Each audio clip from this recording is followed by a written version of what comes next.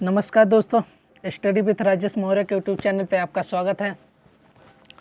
आज हम आप सबके लिए लेकर आए हैं कुछ एग्रीकल्चर के महत्वपूर्ण क्वेश्चन, यानी जनरल एग्रीकल्चर जो आपके लिए बहुत समझ लीजिए बहुत ही महत्वपूर्ण है। तो चलिए हम वीडियो स्टार्ट करने से पहले आप सबको ये बता दें, जो ये आप सबको हम क्वेश्चन बता रहे हैं यानी ऑब्जेक्टिव टाइप है, तो इसको आप ज़रूर अच्छे से पढ़िए और नोट्स बनाइए और हमारे यूट्यूब चैनल को ज़्यादा से ज़्यादा लाइक, शेयर और सब्सक्राइब ज़रूर करिएगा। तो क्वेश्चन नंबर इसमें हमने इसके एक पार्ट कंप्लीट करा दिए, हमारा दूसरा पार्ट है जो हमने 1 से 36 तक था, यानी 1 से 36, क्वेश्चन नंबर 36 तक था। ये है हमारा, उसी के आगे हम ये अपना लेक्चर कंप्लीट कराते हैं। तो चलिए देखते हैं, पहला क्वेश्चन इसमें आता है 37। सेब में पाए जाने वाला मुख्य अम्ल है, यानी which acid are found in apple, यानी सेब में कौन सा अम्ल पाए जाते, तो मैलिक अम्ल। कौन सा? मैलिक। दो अम्ल इसमें पाए जाता है, मैलिक तथा ऑक्जेलिक अम्ल दो पाए जाते हैं, लेकिन तो इसमें मुख्य अम्ल कौन सा होता है, तो मैलिक अम्ल होता है। Question number 38। पूसा मेघदूत तथा मंजरी किसकी उन्नत किस्म है, यानी पूसा मेघदूत और मंजरी किसकी प्रमुख या मुख्य रूप से या उन्नत किस्म है, तो हमारी किसकी हो जाएगी? लौकी। किसकी हो जाएगी? लौकी। जिसे इंग्लिश में बोला जाता है बॉटल गार्ड। क्या? Bottle gourd. अगर बीटर गार्ड किसे कहा जाता है, तो इंग्लिश में करेला को कहा जाता है। किसे? करेला को। Question number 39। फलों में कौन सी शर्करा पाई जाती है? Which sugar are found in fruit, यानी फलों में कौन सी शर्करा पाई जाती है, तो फ्रक्टोज पाई जाती है। कौन से? फ्रक्टोज पाई जाती है। Question number 40। बहुत ज़्यादा कृंतन यानी हाईवेली प्रूनेड किए जाने वाला फल है, यानी अधिक मात्रा में कटाई छटाई। क्या होता है? प्रूनी मतलब कटाई करने वाला। क्या? प्रूनी मतलब क्या होता है? कटाई करने वाला फल है। तो हमारा कौन सा हो जाएगा? बेर हो जाएगा। क्या हो जाएगा? बेर। अब बेर की कटाई इसलिए किया जाता क्योंकि बेर में जो फ्लावरिंग और फ्रूटिंग अधिक होता है, वो हमारी जो नई शाखाएं होती उसमें सबसे अधिक आता है। बेर में फूल अगर सितंबर से अक्टूबर में आना, कब? सितंबर से अक्टूबर। तो उससे पहले अगर उसके 2 से 3 महीने पहले अगर हम कटाई कर देते हैं, तो क्या होता है? उसमें नई ब्रांचें जितनी निकलती उसमें और अधिक उसमें तथा फल तथा फूल आते हैं, तो इसीलिए इसमें प्रूनिंग अधिक मात्रा में किया जाता है। Question number 41। आम के बगीचे में कौन सा फल पूरक पौधे के रूप में सबसे ज़्यादा उपयुक्त होता है?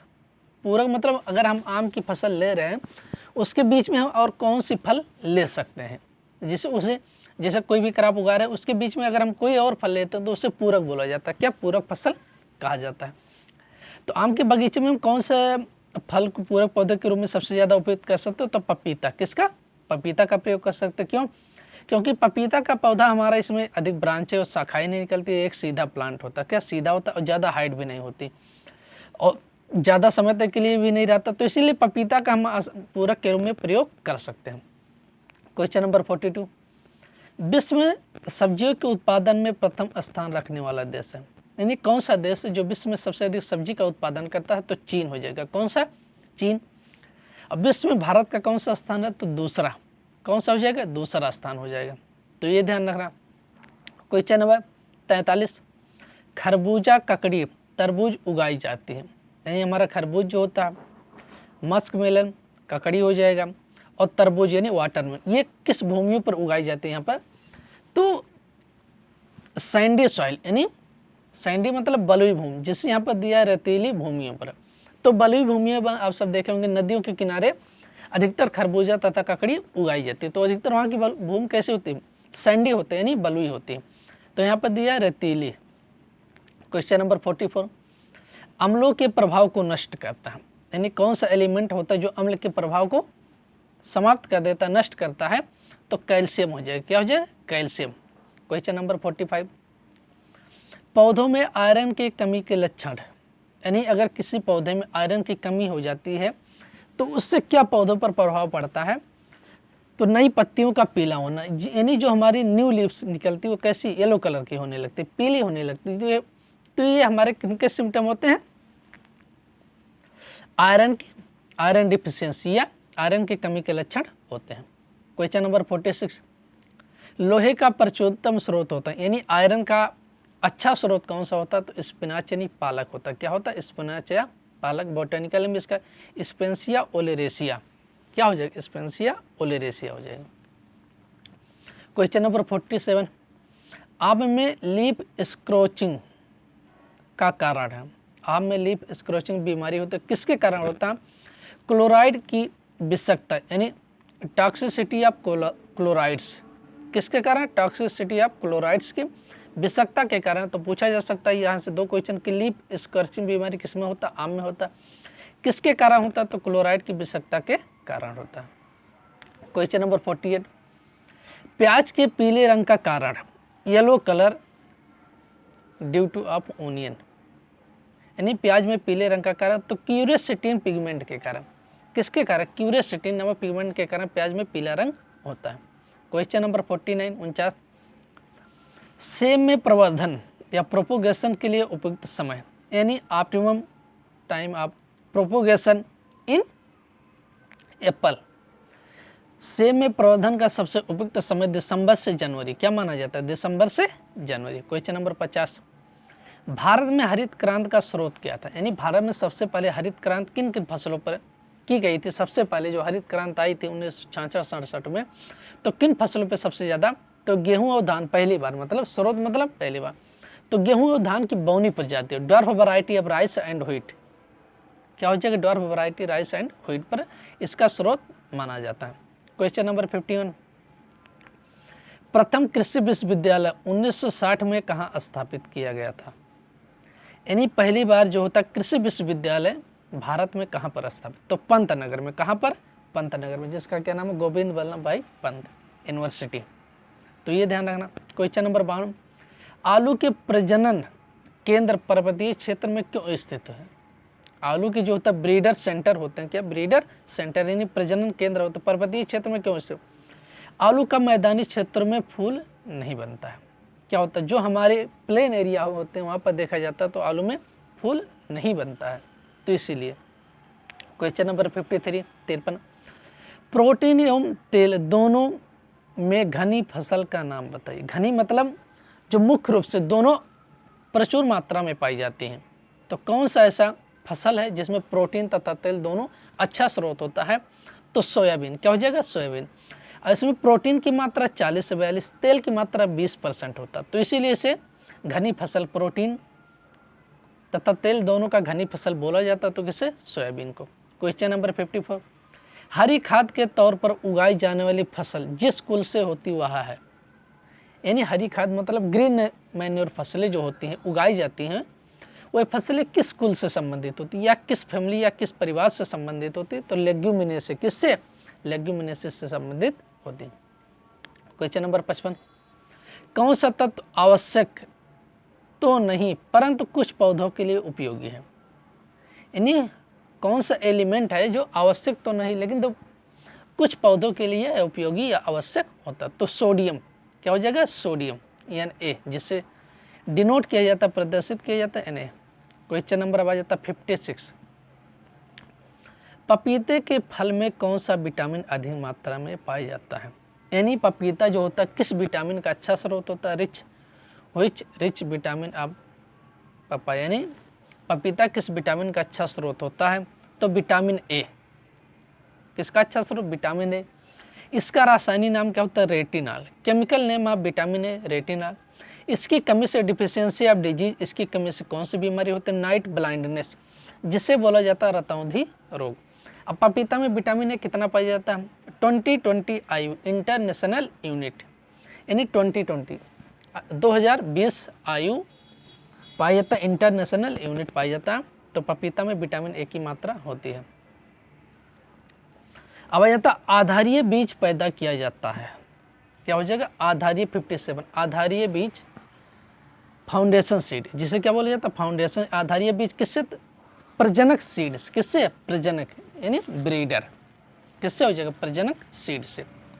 क्वेश्चन नंबर 58, गेहूंसा या फ्लेरिस माइनर किस शाकनाशी के प्रति सहनशील है, यानी किसके प्रति सहनशील होता है, तो आइसोप्रोट्यूरान, किसके प्रति, आइसो, तो ये ध्यान रखना यहाँ पर गेहूं का सबसे मुख्य मेन सीरियस बीड कौन सा होता है, तो फ्लेरिस माइनर, गेहूसा होता है जिसका साइंटिफिक फ्लेरिस माइनर होता है, जिसे गुल्ली डंडा के नाम से भी जाना जाता है।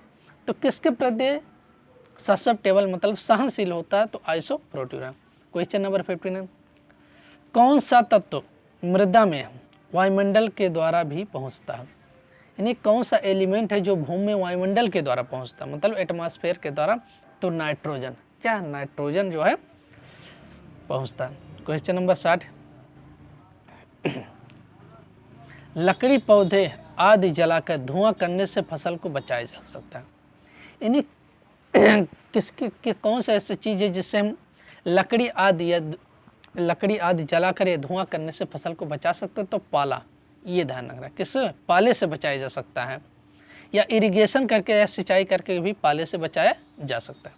क्वेश्चन नंबर 61, बेर की जाति उमरान कहाँ से चयन की गई? यानी कहाँ से निकाली? जो उमरान, यहाँ पर 2 क्वेश्चन बन रहे हैं। Umran is the variety of बेर, किसकी वैरायटी है? बेर की। और कहाँ से विकसित की गई, डेवलप की गई, निकाली गई थी? तो राजस्थान से। कहाँ से? Rajasthan. Question number 62, rock phosphate का प्रयोग किया जाता है अब किसके लिए? अम्लीय भूमि को सुधारने के लिए। ये ध्यान रखना, राक फास्फेट का प्रयोग किस लिए किया जाता है? अम्लीय भूमि को सुधारने के लिए। क्वेश्चन नंबर 63, भारतीय कृषि अनुसंधान परिषद के प्रथम महानिदेशक कौन थे? यानी डीजी तो कौन थे? डॉक्टर बीपी पाल, भारतीय कृषि अनुसंधान परिषद। क्वेश्चन नंबर 64, अधिकतर पौधे मृदा से नाइट्रोजन किस रूप में ग्रहण करते हैं? यानी जो पौधे होते हैं अधिकतर मृदा से नाइट्रोजन किस रूप में? तो नाइट्रेट रूप में। ये ध्यान रखना, किस रूप में? नाइट्रेट रूप में ग्रहण करता। अगर पूछ लेता कि पौधों में नाइट्रोजन किस रूप में उपस्थित रहता, तो प्रोटीन के रूप में। ये ध्यान रखना, यहाँ से 2 क्वेश्चन, कि पौधों में नाइट्रोजन किस रूप में उपस्थित रहता? प्रोटीन के रूप में। और किस रूप में ग्रहण करते? तो नाइट्रेट के रूप में। क्वेश्चन नंबर 65, फास्फोरस घोलक जीवाणु को कहते हैं बीएसपी। क्या कहा जाता है? बीएसपी। क्वेश्चन नंबर 66, भारत में सब्जियों का कुल उत्पादन प्रति हेक्टेयर कितना होता है? यानी भारत में 1 हेक्टेयर में सब्जियों का उत्पादन कितना होता है? तो 72.8 मिलियन टन होता है। कितना होता है? 72.8 मिलियन टन होता है। क्वेश्चन नंबर 67, टमाटर के भंडारण करने हेतु उपयुक्त तापमान कितना होना चाहिए? यानी अगर टमाटर को हम स्टोरेज करते हैं, क्या करते हैं? भंडारण करते हैं, जो हमारी मंडी होती है वहाँ पर भंडारण किया जाता है, तो उसके लिए तापमान कितना होना चाहिए? 12 से 15 डिग्री सेंटीग्रेड। कितना? 12 से 15 डिग्री सेंटीग्रेड होना चाहिए। क्वेश्चन नंबर 69, 69, भारतीय कृषि अनुसंधान संस्थान द्वारा विकसित की गई खीरे की प्रथम संकर किस्म कौन सी? यानी भारतीय कृषि अनुसंधान परिषद द्वारा विकसित की खीरे की प्रथम संकर किस्म कौन सी? तो पूसा संयोग। कौन सी? पूसा संयोग। क्वेश्चन नंबर 70, गुलकंद तैयार करने के लिए क्या? गुलकंद तैयार करने के लिए गुलाब की पंखुड़ी व चीनी का अनुपात कितना होना चाहिए? 1:1। तो यहाँ पर आपके कई क्वेश्चन कि गुलकंद किससे तैयार किया जाता है? गुलाब से। गुलाब की पंखुड़ी और चीनी से। इसका अनुपात कितना रखते? 1:1 का रेशियो रखा जाता है। क्वेश्चन नंबर 71, गुलाब के पौधे को पुष्प रहित करने के लिए उपयुक्त रसायन कौन सा है? यानी बिना फ्लावर के पुष्प रहित करने के लिए हमें किस रसायन का प्रयोग करते हैं? तो कॉपर सल्फेट। इसका formula CuSO4, copper sulphate. Question number 72, आंवला है एक सोरोसिस। आंवला के फल का प्रकार क्या होता है? सोरोसिस।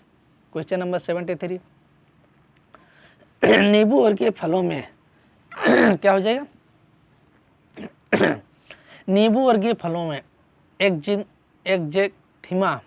एक्जेंथिमा रोग का क्या कारण है?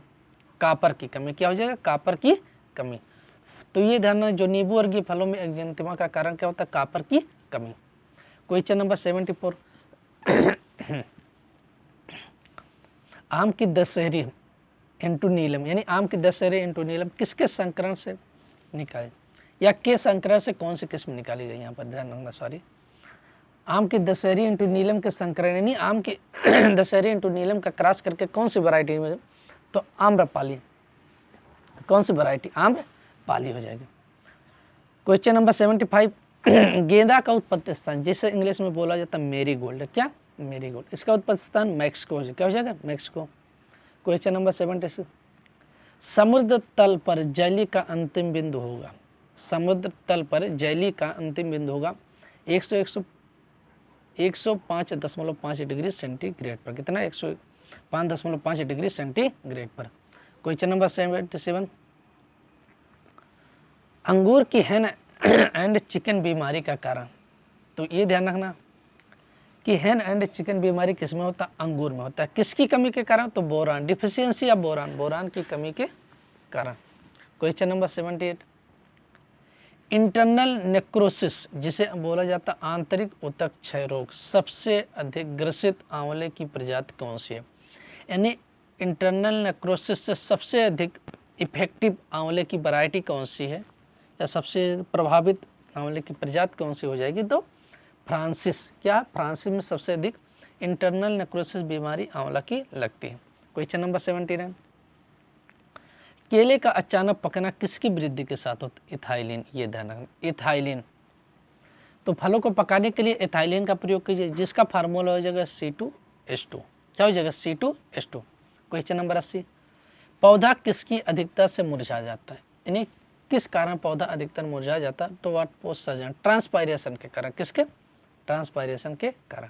क्वेश्चन नंबर 80, भारतीय दलहन अनुसंधान संस्थान स्थित है, जिसे इंग्लिश में बोला जाता है IIPR, Indian institute of pulses research. कहाँ पर? कानपुर। क्वेश्चन नंबर 82, टमाटर की कौन सी किस्म का फल नाशपाती के आकार का होता है? यानी टमाटर की कौन सी वैरायटी होता है जिसका जो आकार होता है, साइज एंड शेप, नाशपाती के आकार का? कैसा?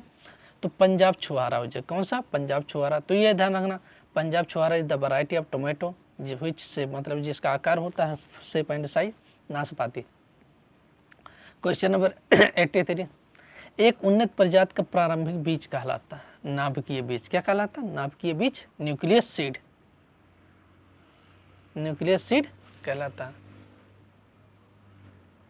क्या कहलाता है? न्यूक्लियस सीड है। अब गेहूं में बौनेपन के लिए कौन सा जीन होता है? गेहूं में बौनेपन के लिए किस जीन का प्रयोग किया जाता है? तो नोरिन-10। किसका? नोरिन-10। क्वेश्चन नंबर 84 एक बार देख लेते, छूट गया था। तो प्रजनक बीज के लिए किस रंग का लेबल यानी टैग प्रयोग किया जाता है? प्रजनक जो बीज होता है हमारा ब्रीडर सीड के लिए किसका? तो गोल्डन येलो या गोल्डन येलो टैग लगा होता है। किस पे? प्रजनक सीड पे। गेहूं में बौनेपन वाला जीन नोरिन-10। क्वेश्चन नंबर 86, पपीते के फलों में पीले रंग किस पिगमेंट के कारण होता है? पपीता के फलों में पीला रंग किस पिगमेंट के कारण होता? तो कैरिका जंथिन के कारण। किसका? Carica xanthin. Question number 87, Arka Shyam किस फल की संकर किस्म है? Arka Shyam is the variety of hybrid variety of किसकी है? तो अंगूर की है। किसकी हो जाएगी? अंगूर की हो जाएगी। ये रहे आपके लिए बहुत ही महत्वपूर्ण क्वेश्चन, ऑब्जेक्टिव टाइप है, समझ लीजिए ये आपके लिए बहुत ही महत्वपूर्ण क्वेश्चन। इसको आप अच्छे से पढ़िए और नोट्स बनाइए और इसको अच्छे से आप तैयार रखिए। और ये ज़रूर आप कमेंट बॉक्स में कमेंट बताइए कि आप सबको ये लेक्चर कैसा लगा। तो आज के लिए इतना ही रखते हैं।